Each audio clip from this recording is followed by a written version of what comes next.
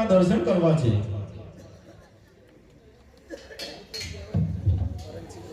અરે એ તો મારે ગણોજીને પૂછવું પડે. ગણોજી, કોઈ રાણીનો ભક્ત આવે છે કે અંદર રજા માગે છે?